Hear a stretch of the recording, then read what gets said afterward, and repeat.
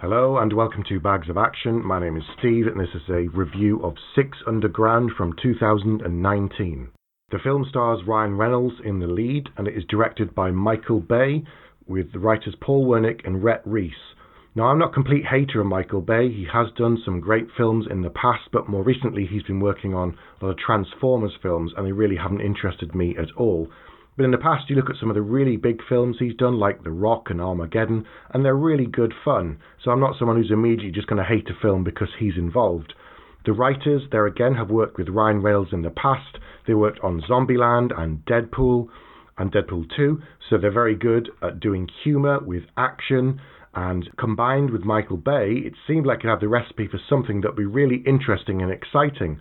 The premise itself was intriguing. A billionaire has a change of heart after seeing that the world isn't being helped by the money he's donating to various charities, so he decides to take the law into his own hands. He fakes his own death and recruits a team of specialists who also fake their death so that they can operate completely outside of the law without any control or any interference from government. It was an intriguing premise when I heard that this film was coming up, so I definitely wanted to see it almost as soon as it came out. The problem is the film is a complete mess. I'm never someone who watches films whilst doing something else, but this is the kind of film that really, if you're not paying much attention, it's good to have on.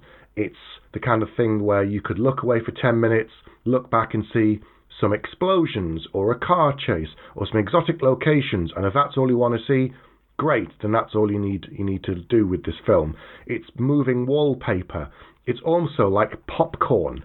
It looks good, it tastes good, it smells really nice, you could stuff yourself full of it, but at the end, you're not satisfied and there's no nutritional value. And it's the same with this film. There's lots of amazing locations, the cast is really good, it's shot really well, the special effects are incredible, there's car chases, there's gunfights, there's lots of impressive scenery, and somewhere in all of that, there's some kind of a story being held together with this idea of they're hunting this dictator who's on their hit list of the most dangerous and unpleasant people that should actually be killed and not dealt with by governments and so on.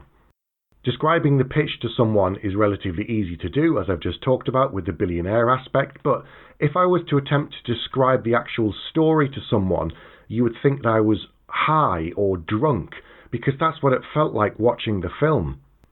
The director Edgar Wright uses this trick in some of his films like Shaun of the Dead and Hot Fuzz, where he gives you a couple of quick clips and really sharp cuts between something to portray something very quickly, and then he moves on to this entire film felt like it was done like that. It was cut together so badly, jumping between parts. It was almost like it was missing out certain aspects of the film. Like, we don't need that conversation, we'll just move past that, and then these two characters are suddenly in bed. Or we see them kissing and then they're just in bed. Or they get to a location, we see the car pull up and then suddenly some people are just in a hotel room killing someone and we don't really know who or why or what's going on.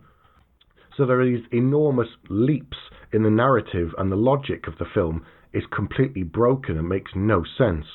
As such, it's very difficult to get attached to any of the characters. Someone dies relatively early, but we don't really know the characters, so we don't care about them. And seeing other characters react to that has no impact whatsoever.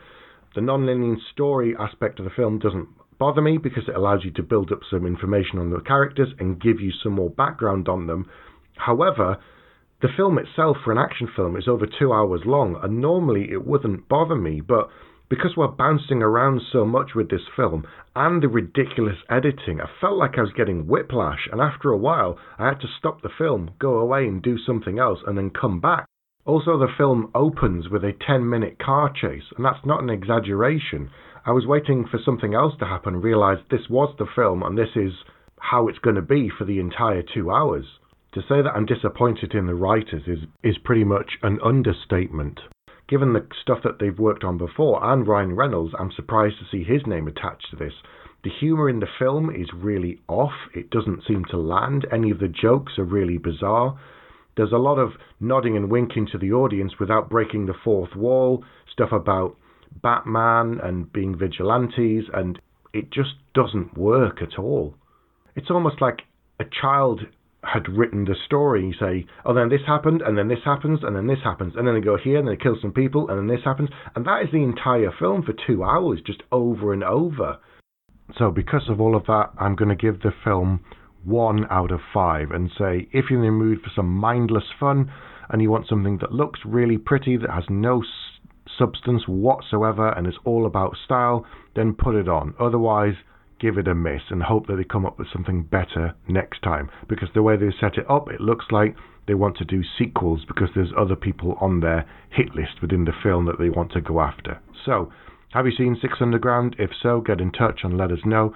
Contact us in the usual ways, and don't forget to like and subscribe to this channel.